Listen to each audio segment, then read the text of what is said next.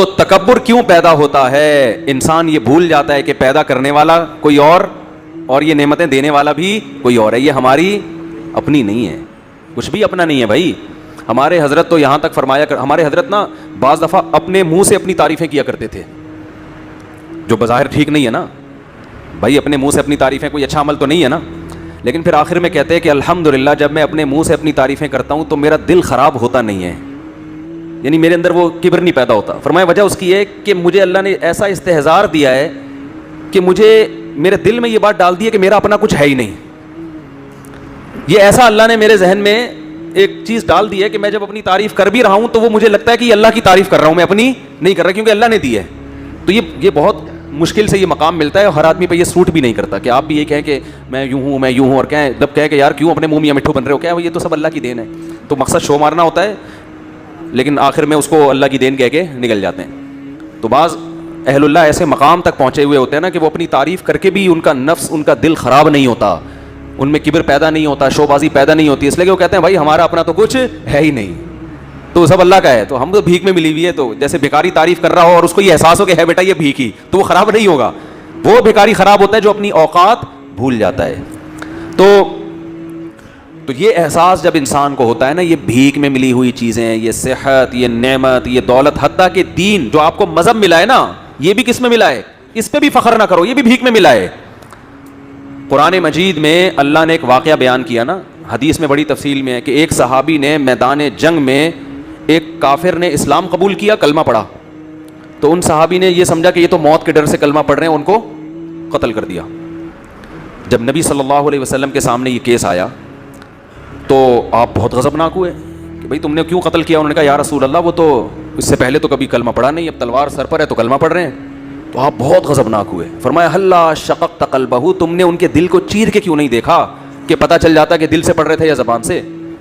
تو اس پہ قرآن کی آیتیں نازل ہوئیں کہ لا تقولوا لمن القى الیکم السلام لست مؤمنا, اے ایمان والو جو اسلام قبول کر رہا ہو نا تو اس سے یہ مت کہا کرو کہ تو مومن نہیں ہے.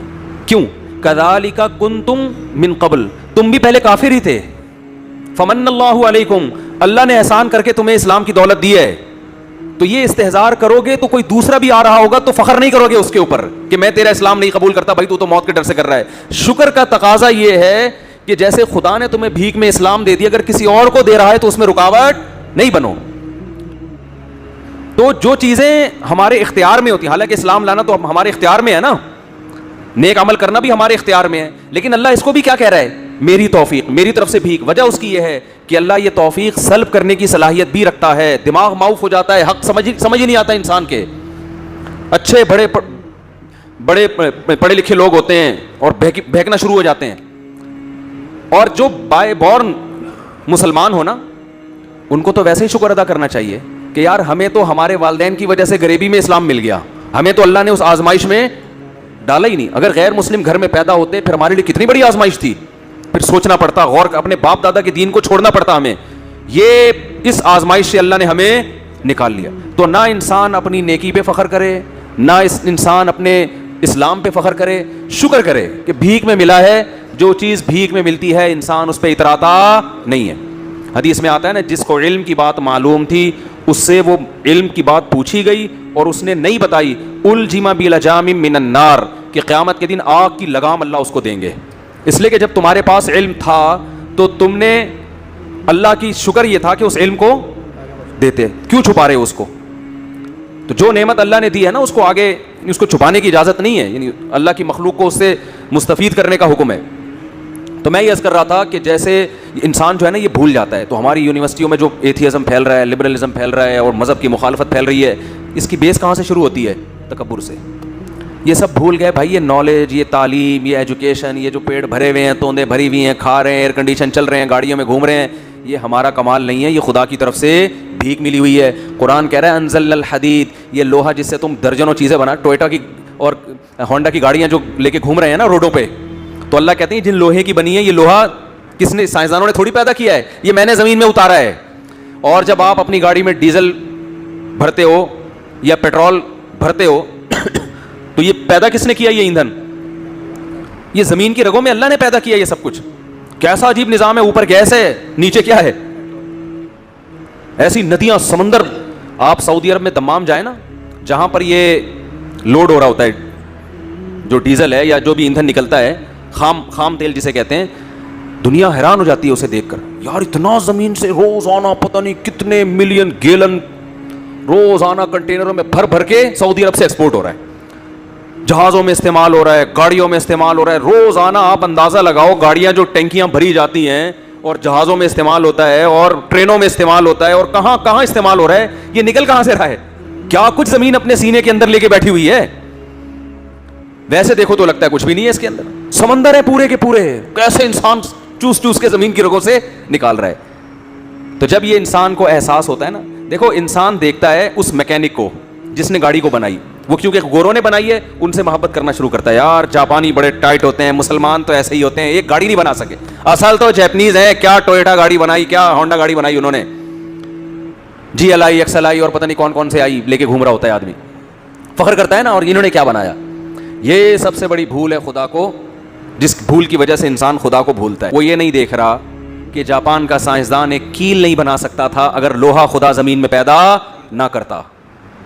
سمجھتے ہو کہ نہیں سمجھتے؟ انزل الحدید, اللہ کہتے ہیں لوہا ہم نے اتارا ہے, سائنسدانوں نے نہیں اتارا. فیہ باس شدید, جس میں زبردست لڑائی ہے. ومنافع للناس, اور لوگوں کے بے شمار فائدے ہیں. تو بیوقوف آدمی, احمق آدمی سب سے پہلے کس کو بھولتا ہے؟ پیدا کرنے والے کو, اور پھر اکڑ میں اور تکبر میں آ جاتا ہے. عقل مند جس کی عقل وحی کی تعلیمات کی روشنی میں چلتی ہے, وہ کبھی بھی تکبر میں نہیں آتا. تو میں بات وہاں سے لے کے چلا تھا کہ قوم عاد اور قوم سمود میں کو اللہ نے جسمانی نعمتوں سے بھی نوازا تھا اور معاشی ترقی سے بھی نوازا تھا. سمجھتے ہو؟ معاشی لحاظ سے بھی کھاتے پیتے, اور جسمانی لحاظ سے بھی لمبے لمبے قد کے. تو ظاہر ہے پیغمبروں کی باتیں ان کی سمجھ میں نہیں آنی تھی, کیونکہ پیٹ بھرے ہوئے تھے, عمریں لمبی لمبی تھیں اور بڑی معاشی ترقی. وما بلغوا معشار ما آتیناہم, اللہ عربوں سے کہہ رہا ہے کہ تم ان کی ترقی کے 10ویں حصے کو بھی نہیں پہنچے جو ہم نے وسائل ان کو دیے تھے. آپ اندازہ لگاؤ کہ جو قوم چٹانوں کو تراش کے پہاڑوں کے اندر محلات تعمیر کر لیتی ہو, اس قوم میں کتنی یعنی کتنا زبردست فن جانتی تھی وہ. ہم جب کبھی سفر کرتے ہیں نا, ابھی جیسے میں ادھر گلگت وغیرہ کی طرف گیا تو بہت بڑی بڑی مضبوط چٹانیں, آپ ذرا کوئی چیز لے کے ان چٹانوں کو کھودنا شروع کرو, آدمی کانپنا شروع کر دے گا کہ بھائی یہ مشینوں کے بغیر ممکن نہیں ہے. لیکن قرآن کہتا ہے کہ یہ لوگ کیا کرتے تھے, چٹانوں کو تراش کے نا چٹان کے اندر پورا محل تیار ہو جاتا تھا. تو کچھ تو قابلیت ہوگی نا اس قوم میں, وہ مشینوں سے کرتے ہوں یا ہاتھ سے کرتے ہوں, یا قرآن نے اس کا ہو سکتا ہے کوئی اتنی ترقی ہو چکی ہو, سائنسی ترقی, کہ وہ مشینوں کے ذریعے کر رہے ہوں, یہ بھی ممکن ہے. لیکن کیا ہے, اس ترقی نے انہیں خدا کے قریب لے جانے کے بجائے خدا سے دور کر دیا. یہی آج ہو رہا ہے. تبھی قرآن کہتا ہے کہ اگر ہم رزق کی ایسی فراوانی کر دیں کہ سب کے پیٹ بھریں, دنیا میں کوئی غم اور ٹینشن ہی ختم, سارے غم اور ٹینشنیں بالکل ختم ہو جائیں, تو اللہ فرماتے ہیں اس کا رزلٹ کیا ہوگا.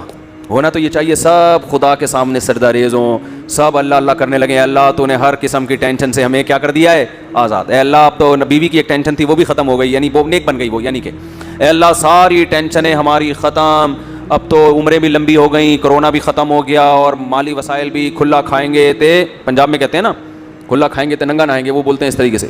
تو اب بڑے لائف کو انجوائے کریں گے, اور اب ہم تیرا شکر ادا کریں گے. اب حج بھی ٹائم پہ ہوگا, داڑھی بھی رکھیں گے, 5 ٹائم نماز بھی پڑھیں گے, اب تو کوئی ٹینشن ہے ہی نہیں. ہونا تو یہ چاہیے نا, لیکن اللہ کہتے ہیں ایسا ہوگا نہیں.